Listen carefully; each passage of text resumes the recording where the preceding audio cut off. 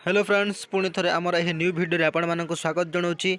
तो चलतु आज भिडियो आम जाना कि जो पिला माने आमर +3 माइग्रेशन सर्टिफिकेट एप्लाय करथिले तांकर जो माइग्रेशन सर्टिफिकेट एप्रूव हैला ना नहीं केमिति जानिबा एवं हेछि ताहेले केते दिन मध्य आसीबो आपणकर पोस्टाल थ्रू रे सही सब आज भिडियो रे आमे जानिबा।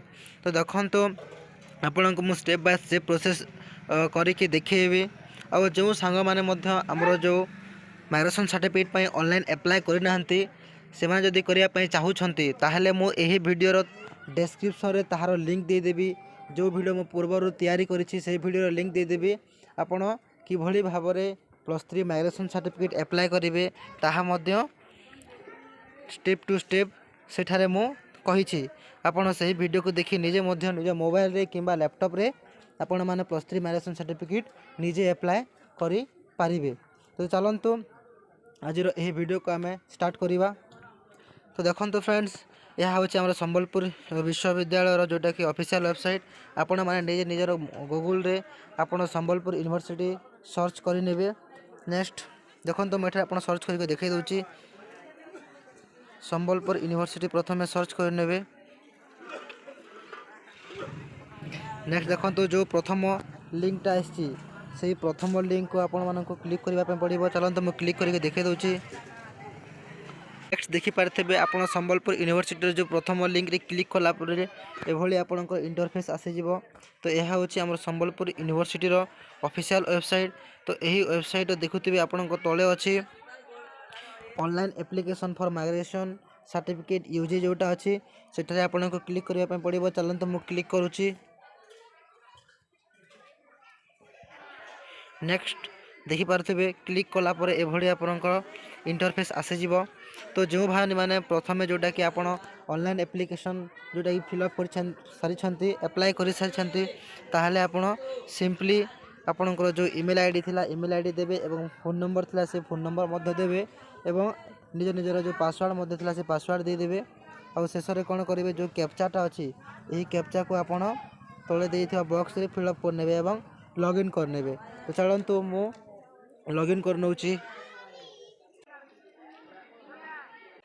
देखंतु मु एबे मोर सब्सक्राइबर भाई जनकर जोटा कि तांकर ईमेल आईडी मोबाइल नंबर और पासवर्ड थिला से पासवर्ड देके लॉगिन कला पर एभली इंटरफेस आसी जाइछि। तो आपण माने देखि पारथबे जोटा कि कोन अछि माइग्रेशन सर्टिफिकेट एप्लिकेशन एप्रूव देखंतु ए भाईर जोटा कि माइग्रेशन सर्टिफिकेट में जो एप्लिकेशन दिया जाइथिला सेटा एप्रूव हो जाइछि ताहा एप्लाय हो जाइछि। और देखंतु जोटा व्यू रे अछि से व्यू रे आपण क्लिक करके मध्य मु देखै दउछि कन्फर्मेशन पाई। तो चलंतु क्लिक करबा व्यू पर। देखंतु व्यू पर क्लिक कला परे आपनकर एभली इंटरफेस आसी जाउछि।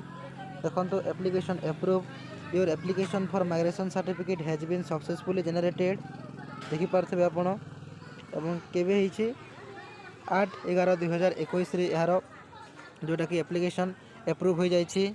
नेक्स्ट देखंतु तले अच्छे this document will be delivered to you through your postal partner you will be soon intimated regarding the postal details through email.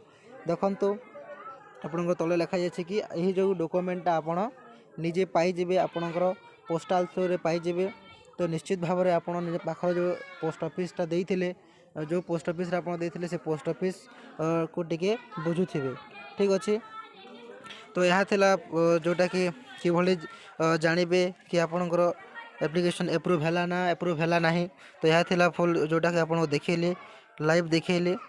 और जदि जो माने कि एप्लाय करि नाहंते पर्यंत से माने मते एप्लाय कर नियंतु किभली भाव में एप्लाय करिवे ताहार वीडियो जोटा कि मैं डिस्क्रिप्शन रे लिंक दे देबी। पूर्वर मु तैयारी करछि तार लिंक दे देबी। लिंक देखि से वीडियो को देखि कि आपण निजे मध्य एप्लाय करि पारिबे। जदि आपण जदि एप्लाय करि पारु नाहंते ताहले